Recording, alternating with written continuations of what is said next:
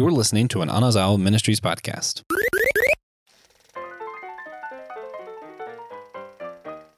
Which holiday are you most thankful for? And could the Pumpkin King do it better? Hey guys, this is the first episode in our Christmas drive-in series for 2023. We did one last year. We're doing it again this year.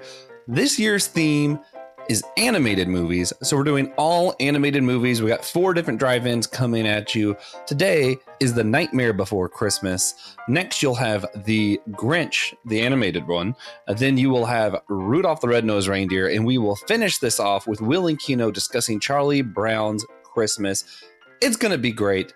Today we're talking about the cult classic, though, the ever popular Nightmare Before Christmas that almost never happened because Disney almost bailed on it 30 years ago. That's right. It just had its 30-year anniversary. So I couldn't think of a better movie to start this off with. We let the audience vote on Facebook. So we didn't just pick this because it was the 30th. You guys picked it, and it just happens that it's the 30th. And yeah, we have talked about this movie before, but we're going to do it again. Check out the show notes down below. I'll have a playlist ready, so as the other drive-ins come out for Christmas, you can check them all out. I am Joshua Knoll. I'm here with the one and only Christian Ashley. The reason you show up for the holidays, because, he's the Christmas guy. I'm the Thanksgiving guy. He's also he's the Halloween guy. Pang's the Christmas one, and I'm the Thanksgiving one. No, I'm like a hybrid of Halloween and Christmas is my favorite. Oh, okay. You're a hybrid of Halloween and Christmas. Yeah, which is why you're here, and I'm here. I wasn't even going to do any of the Christmas drive-ins, but then our audience voted in a Thanksgiving movie. So here I am to talk about a Thanksgiving movie, The Nightmare Before Christmas. That started off as me trolling, and the longer it goes, the longer I think I've convinced myself. I think it's just true now. And I'm going to provide reasons later in the episode why this is actually a Thanksgiving film. But first, we're going to do a little bit of shop right here. Originally, the first film that we were going to do for the series, it was going to be The Grinch with Elizabeth Pangling and Clyde and TJ Blackwell discussing it. They recorded that already, but they did the wrong movie. They thought it was classics and not cartoons, so they went with Jim Carrey's. And since the theme is animated Christmas movies, that didn't quite work.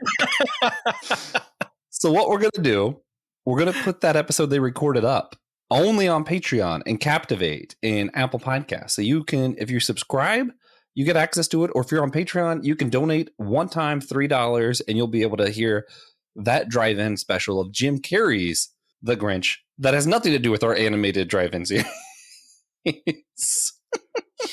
So with that, let's jump in. Let's talk about The Nightmare Before Christmas. This is Christmas. I'm excited for this one. This is a fun one. We always start with I think this is really just a fun question. Christian, if we went to the drive-in together, you and I, we drove up, we parked our car, we watched a film, and that film on the screen was The Nightmare Before Christmas. When it ended, what are you looking over to me and saying at the end of seeing Nightmare Before Christmas at a drive-in? I'm probably just going to say how charmed I am by this film and how it explores its characters well. It gives this sense of finding that new thing that comes into your life and you becoming obsessed with it all, like Jack does with, learning about Christmas after, just getting to this point of, I'm just at the best at where I'm at in this field, but what this new thing, I know nothing about it. So I become get into that and seeing all the other characters interact there. Man, that's just how charming this film is probably what I would say. So the way this scene plays out is simultaneously, the movie ends. We look at each other in the car. Christian is in a 3-piece suit with a hot cup of tea that he's sipping with his pinky out. That was quite charming. And I look at him and do a big Jim Carrey smile and go, "This is Halloween. This is Halloween." Not even any words. I just bust out into song. Because I think that for me is the thing is there's only 2 Disney movies that have this problem. The songs are too good. Even you go to the minor songs in this one, Jack's Lament, man, total banger. All of them are great. There isn't a bad song in this. Yes. It's you think of Frozen, you think of Let It Go. You think of Moana, it's How Far I'll Go. Most Disney movies, you think of, boom, there's the song. Bare Necessities. Toy Story, You Got a Friend in Me. Lion King and The Nightmare Before Christmas. Yeah, all of them. The answer is all of them. It's just, they're so good. Which is only a problem because it's like, if someone asks me to pick a favorite, it just gives me anxiety. Like I get frustrated. I can't pick a favorite song out of this. That'd be a rough one. Yeah. Although it probably is. What's this? What's this? Oh, and Jack's Lament is close though, because he gets that like opera, like deep, like sadness in it even. And you're like, oh, that's good. Yes. Yeah. Now we talked around it. Let's go ahead to it. For those who somehow 30 years later have still not seen The Nightmare Before Christmas, what is this movie about? What's the plot? Break it down for us in the simplest terms. Yeah, sure. This movie takes place in Halloween Town, which seems to be like its own little pocket dimension, essentially, where like the entities around the Halloween holiday all celebrate it, but they only do it once a year. And the big guy in charge of it is Jack Skellington, who is like the king of Halloween, the Pumpkin King. His job is to make sure the next Halloween is even better than the last. And like everyone loves him. They're singing his praises, but he's just lost that fulfillment in his life. It's like we do the same thing over and over again. And this is just where it goes. Like, what else is there? And as he's moseying around, stumbles across. Wait. Go ahead. This is where he finds the Heartless, right? And he finds a way to make it even more terrifying because there's real things that will consume your soul. We'll get to that later. Okay. So he ends up stumbling across this kind of like, what is that one thing in Magician's Nephew, the ponds that connect to different realities? But these are trees with symbols of different holidays on them. And he ends up fascinated by the one with the Christmas tree on it, goes there, finds that, sees this new thing that he just gets super absorbed into, brings it back. And of course, everyone misunderstands completely the spirit of what he's trying to do. He ends up causing Santa Claus to be kidnapped by Lock, Shock, and Barrel, who are these little precocious kids. Yeah, Santa Claus is kidnapped by them. They work for Oogie Boogie, who is this giant, like in a sack kind of filled with bugs, bombastic villain. Then Jack becomes Santa Claus himself, but once again with the Halloween Town, shot down by the military. Their idea of what counts as like a present or a gift is to scare people, so they give all these gifts away on Halloween, and all the kids are running terrorized because the gifts are trying to attack them or scare them and all these other things. So the military does shoot him down, which I don't know if that's like a reference to NORAD always tracking Santa. Like maybe the same thing, because like in this world it's like provably a thing that Santa Claus exists, so it's news that an imposter has shown up. He comes back, realizes, okay, I've missed the point of what I've been doing, goes back to save Santa Claus and Sally, who's kind of been like holding a candle for him this whole time, has tried to help him out, has seen a vision of this blowing up, which it literally does in his face, and they managed to stop Oogie Boogie together, and Jack has gained a new appreciation for both Christmas and Halloween in his own way. Yeah. I mean, I feel like that's pretty dead on. It's Halloween tries to do Christmas to give Santa Claus a break. It's been really hard on him doing so much work all the time. So obviously what we need is for Dracula to stuff our gifts with spiders and to make hats out of bats. That's what we needed. Once you know the characters, it's perfect logical sense to them. Oh man, it's just so funny. I think one of my favorite scenes too, because when you're talking about it, is when he's trying to explain Christmas to Halloween Town, because no one else has seen Christmas before in Halloween Town. Yes. And he comes back and he's trying to explain it to them, and just no one's getting it. And he doesn't really get it either. So it's the blind leading the blind, and him trying to explain it to them and them not getting it. And then he says Sandy Claus, and I go, oh, he has claws. And he's like, oh, okay, this is how I'm going to get him into it. And he just makes it worse with this whole song where he's like, he's got razor sharp claws and he's going to kill you. And it's like, that's okay. That's what Santa Claus is. Sure. Oh, yeah. Oh, man. Good stuff. Good stuff. So what is your relationship to this film? Have you watched it ever since you were a kid? Have you got into it thanks to a video game? Don't ruin mine. Yeah. I actually got into this film way later. The same thing to this supposed video game we'll be talking about in a second. I got into that way later than other people did.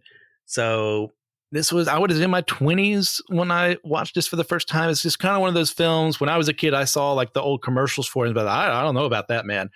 I ain't going to be involved with it. And as an adult, I was like, okay, I never watched it. People say this is really great. Let me do it. Blown away. Loved it. I watched it again last night. Just to refresh my memory, and had a grand old time. I love this movie, and I'll save that part of it, the other part, the video game part, for you. For right now. Yeah. So this movie came out when I was 1 year old. 1 year old. Yeah. Yeah. I was one when this was released. I hadn't seen it till I was in my teens. My first experience with it, I have played through the story of it several times in Kingdom Hearts. Yes. Where in the first game, rather than him going to Christmas Town, he discovers Heartless, and they try to make Heartless into puppets so that they can use these monsters to make Halloween scarier, which of course backfires because that's just how it do. Yes. And I loved that world.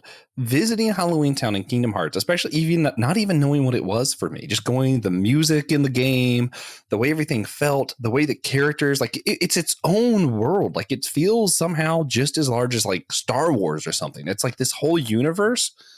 And then later when I watched the film, I'm like, yeah, this is it. The game got it dead on. And how the hell did they make a whole universe exist and like build it up in 70 minutes? Like this isn't a long movie, but man, this feels like a well built out, huge world. Yes. Man.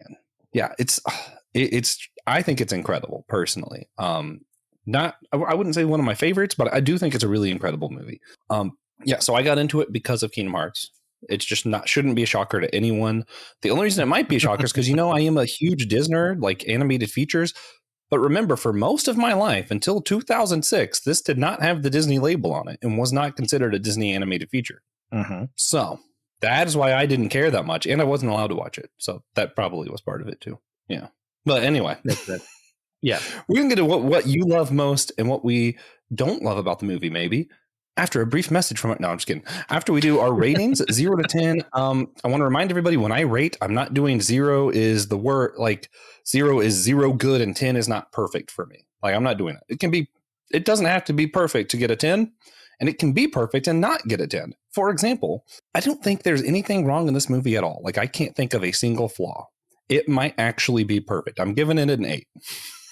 Okay. Because if I'm rating it in my mind, I'm comparing it to other holiday features. I'm comparing it to other Disney movies. And I'm like, yeah, that's just not the best for me. But it is really good. There are just a lot of other Christmas movies I prefer. There's a lot of other Halloween movies I prefer. There's other Thanksgiving movies I prefer. There's definitely other Disney movies I prefer. And I'm just like, yeah, it's great. It is excellent. Not my favorite. What about you? Well, I have no issue whatsoever with having like a lot of 10s, a lot of 9s, a lot of 8s, so on and so forth. Just there's probably a lot of 0s and 1s, and there's definitely at least 2 negative ones. There might be a third, depending on if we do that whole church episode.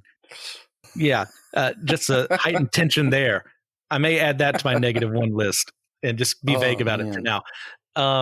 This is a 9 for me. It's a solid movie. Like I don't have too many major gripes against it. Like the characters are wonderful. The songs are incredible. And I'm not like a music guy to begin with, but like I can appreciate a song listening to it. I'm just not going to obsess over it like other people. Like I love the world building they have here. There's so much possibility of other stuff that can happen. Of course, there's the nostalgia factor.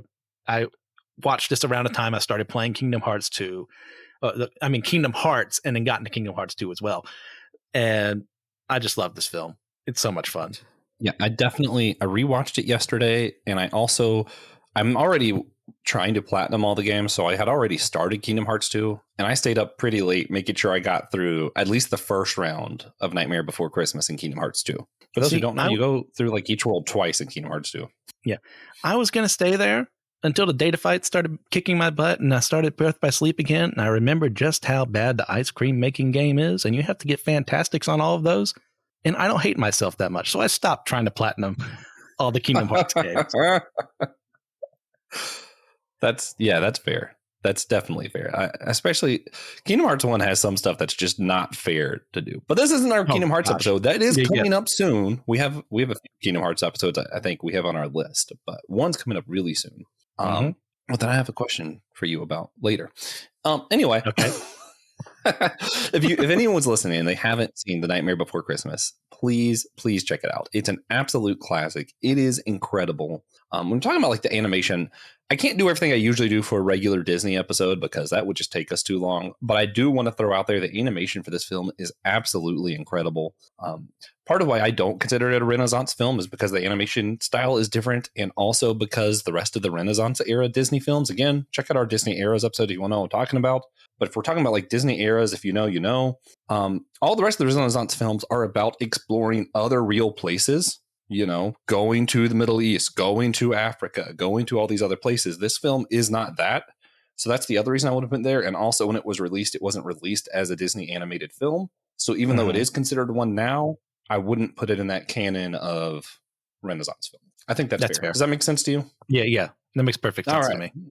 Cool. If you don't know, the Renaissance era is like from Little Mermaid all the way through Tarzan. All of those films in the 90s are what make up Disney's Renaissance. Please check out our episode. I'll put a link to that down below so people can see the Disney era series that we've done. But yeah, the animation, this is often referred to as the first time stop animation was ever done correctly. And I don't have a problem with calling it that. Like, it's been done before really well. If you think of like Rudolph, all your classic Christmas movies, it's done and it's done beautifully, but it's never done seamlessly. If you watch Rudolph, you can tell where it's like stop, like the way they move and everything. In this, you can't tell.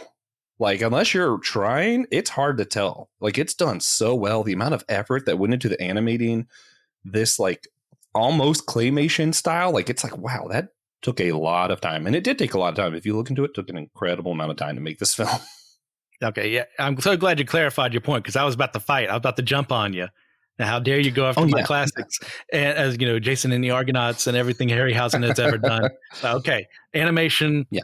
And then you can't tell as much. Okay, I'm with you. Yeah. It's the most seamless. The first time it was really seamless. Maybe that's how I should have said that. Yeah. There you go.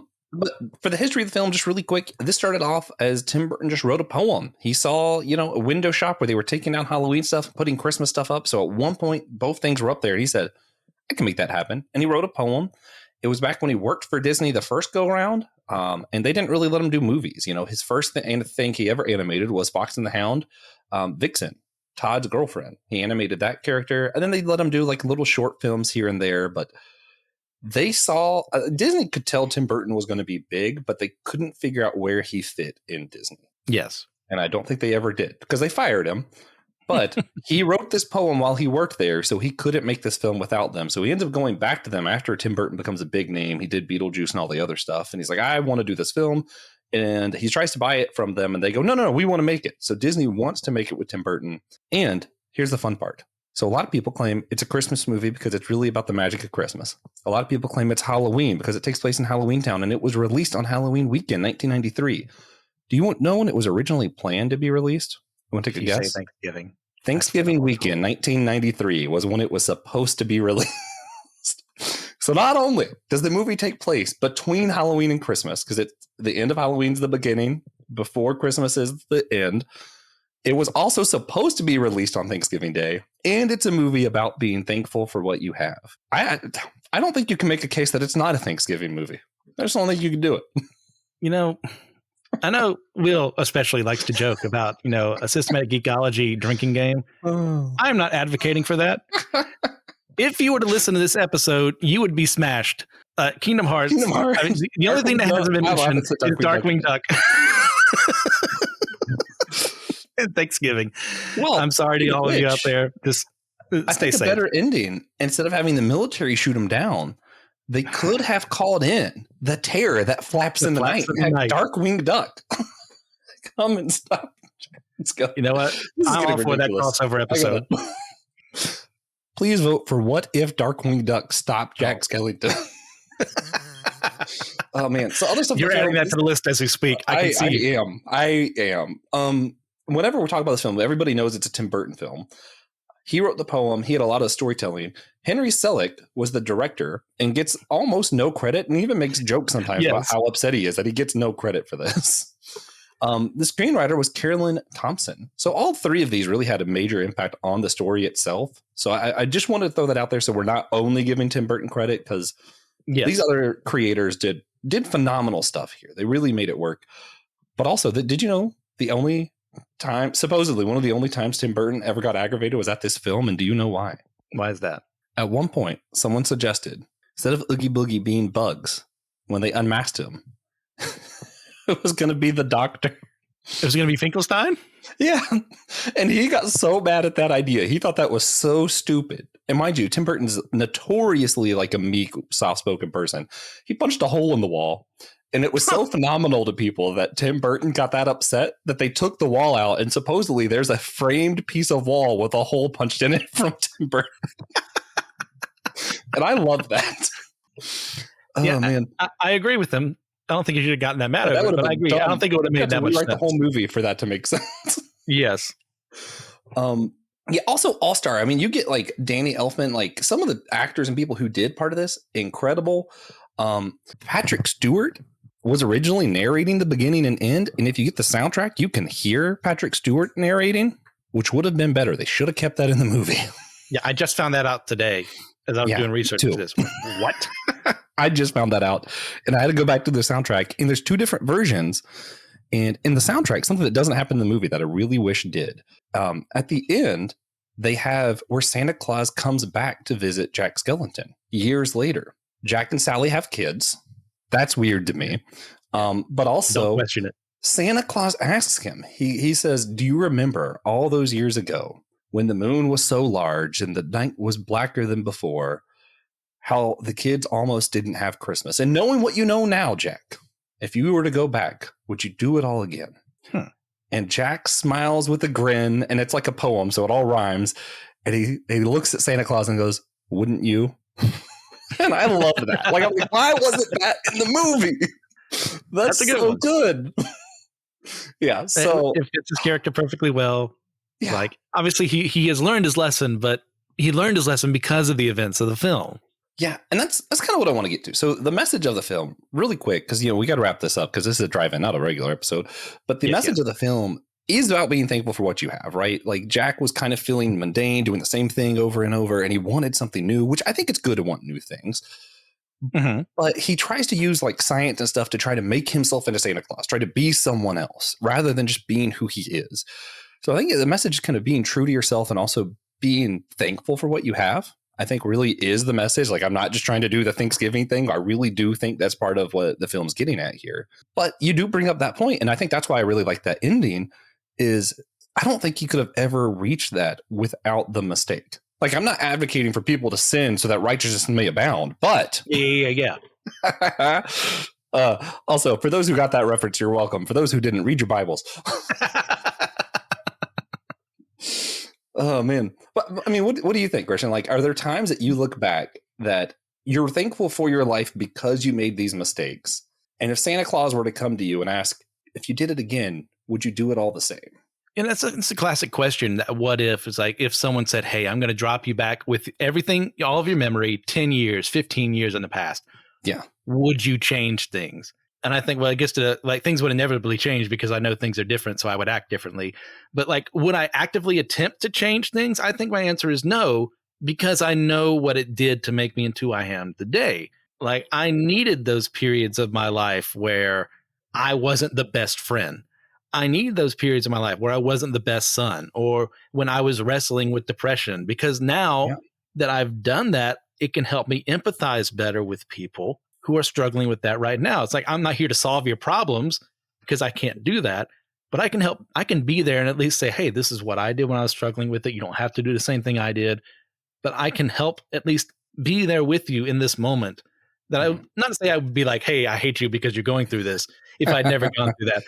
But it's a lot easier since I have when I made those mistakes or when I was having those periods of doubt and depression and anxiety that I can do now that I couldn't do if I never experienced them. Yeah. Yeah.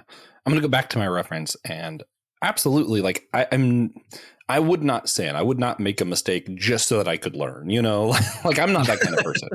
If I can learn from someone else's mistake, I'm not making the mistake myself. You know what I mean? Like, if Christian were to come to me and be like, man, Josh, 2016, July 15th, I was sitting right there and a car hit me. You know what I'm not doing at July 15th, 20? Like, I'm not sitting in my car right there. Like, that's not happening. Yeah. Even if Christian had just like foreseen it somehow in a vision, I'm like, yeah, you know what? I'm not taking my chance. I'm not parking there today. For those who don't know, that is my car accident. That's my experience. Yes. But if I were to put myself back, like truly put myself back, man, that's hard because emotionally, like spiritually, no, I don't want to go through that crap again. That sucked. But I know who I am today is because of that. So, I wouldn't smile at Patrick Stewart Santa Claus and go, wouldn't you? But I'd be like, oh, I'm just glad I don't have the option, man. Yeah. Also, Patrick Stewart Santa Claus. Make it happen, Star Trek. So say he doesn't voice Santa in this film. Oh, man. Yeah, but that's like he's narrating for Santa Claus. So Yes, in my mind, it's Patrick Stewart Santa, and that makes me happy. Okay. Yeah. Also, this is just a random fun fact.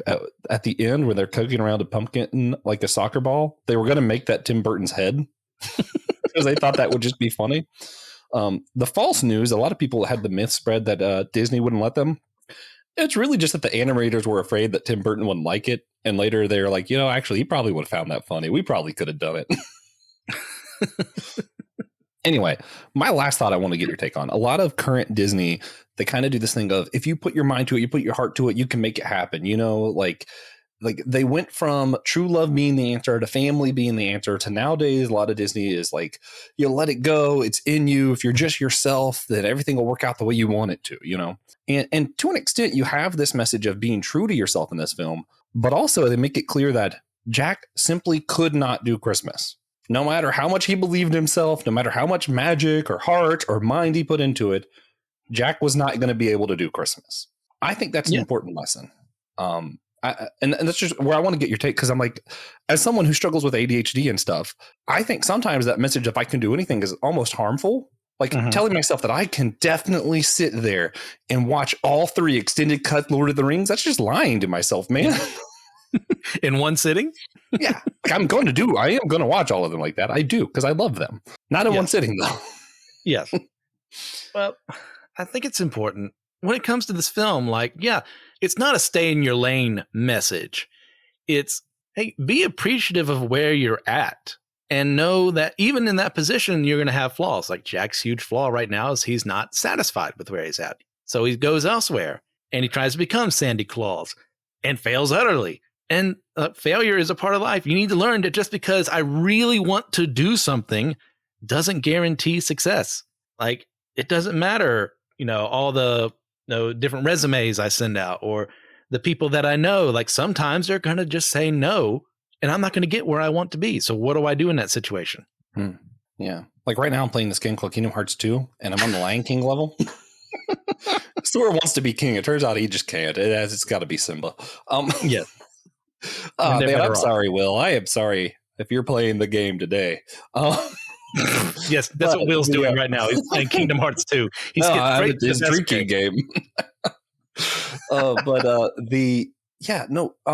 I really do think it's a harmful message that if you just believe in yourself, you can make it happen. And I like how they portray it here, where it's learn to be who you are, not who you are can do anything. And I'm saying that from someone who's experienced this, where I want to believe that just like everybody else, I can turn in homework on time and I can do this on time and I don't need special things for my classes. And, I've learned if I don't get my medicine, if I don't do all that, and I try to be like, oh, I can be like everybody else, I'm going to fail, And there are some things that just because, I have ADHD, I hyper focus. So there are some things I do better than other people and that they could not do what I do. But that's the thing, is just kind of recognizing your own limitations is far healthier and allows you to do a lot more than believing I can do anything if I just put my mind to it. That's just not true. Yeah, and this is coming from 2 Spider-Man fans, where in the Marvel world, willpower itself is somehow better than most superpower. Yes. We still come to this place of, willpower is important. I think it can do a lot. It can't do everything. We all have our own limitations. We need to be thankful for where we're at. Happy Thanksgiving. Well, it's not even like the film condemns Jack for wanting to do something different. Yeah. Because without him doing that, he doesn't appreciate Sally the same way he would at the end of the film. She'd still be some girl that he knows in a town. Maybe they'd be friendly, but not in the way that they need for the relationship to progress, because he's just not there mentally. Like Oogie Boogie wouldn't have been dealt with if these events hadn't happened. And I think we're all agreed they're better off without him around to cause discord. Yeah, nobody needs a sack of bugs. No. Yeah, I was so happy to see those gone and crushed underneath Sandy Claus's foot. That was Donald Duck. What are you talking about? And Donald, of course. I really have just turned this to a Kingdom Hearts episode. I'm sorry, everybody. I agree. Without the failure, we don't get where we need to be with everybody. Jack doesn't fully become himself until he has failed and has learned from that. And I think one of the most beautiful scenes in any animated movie, actually, maybe this is the most beautiful scene in an animated film. At me, challenge me, we'll discuss it. But man, when Jack gets shot down by the military and he lands in the arms of an angel, sitting there in a cemetery, realizing what he has to do is be true to himself and let others be true to themselves and empower and enable others who are meant to do Christmas. And it's like, oh man, that's whoa, sitting there in the arms of the angel, Jack Skellington. What a beautiful scene. That's my favorite scene. If we were doing favorite song scene stuff like we do other Disneys, that would be my favorite scene. I'm not going to do the others because we don't have time. But Christian, before we wrap up, what's your favorite scene in this movie? Do you have one? I mean, obviously, there's that iconic money shot of Jack on the hill with the moon in the background. But honestly, I prefer the end when it's him and Sally together and there's no longer that doubt in their mind. Like they're both of them together singing about their relationship. And you see kind of not in the same frame, saying the same way, but it's done extremely well. That's probably mine. Yeah. Also, one of the best love stories, just point blank. One of the best love stories in modern film, maybe since like the 90s. I'm going to move on now. We're going to go ahead and wrap this one up. We could talk about this film forever. If you guys want to hear us do more or to do an episode more like our other Disney features that we've done, let us know. We'll put it on the list. We'll review Nightmare Before Christmas for a third time and do a more full review. But for now, when we wrap this up, one thing we're doing for all of our drive-ins this time, we're asking, what is the most memorable gift you've received for Christmas before, Christian? Because I don't think I even have an answer to this. I don't know. It's so rough. There's so many answers I could give. Just from, even just money sometimes has been a memorable gift because I've just needed it that much around Christmas. But I think one of the things when I think of Christmas, I think of South Carolina when I'm at my grandparents' place and I got a Godzilla figurine, like a big, that toy that to this day is here in this house. Now the fingers and claws have been bit off because my sister, when she was younger, she just chewed on toys. But like Godzilla's still there. He's still my friend. He's still my menace, watching over me with his atomic breath. So I think to answer this question, that Christmas, I was about 6 or 7-ish getting Godzilla. I did think of mine, and it's not going to surprise anyone at all. I was going to think it had to be like one of the big PlayStation, one of the big gifts. And it actually isn't a big gift, but Kingdom Hearts 1.5 HD Remix limited edition with original art. It comes in like a little booklet of like the original like drawings and sketches of all the characters that I have. I still sometimes I don't play the PS3 version of the game anymore, but sometimes I'll still just take that out and just flip through some of the sketches because I'm like, man, this is just beautiful. And just something about the whole franchise always touches my heart. Not surprised to anybody, but I'm like, oh man. So that was truly a great gift. So I'm going to go with that one for me. Excellent. And with that, keep tuning in if you want to hear our other hosts answer the same question. Remember, you can go to Patreon to hear the Jim Carrey's Grinch drive-in that got done. If you're still sober enough to hear all this after the end of this episode. Remember to rate and review our show on Podchaser, Spotify, Apple Podcasts, wherever you get your podcasts. And check out our show notes below. Again, I'm going to have a playlist down there, a link to the rest of the Drive-In Christmas series as we release them. And do us one big important favor. And remember, we're all a chosen people, a geekdom of priests.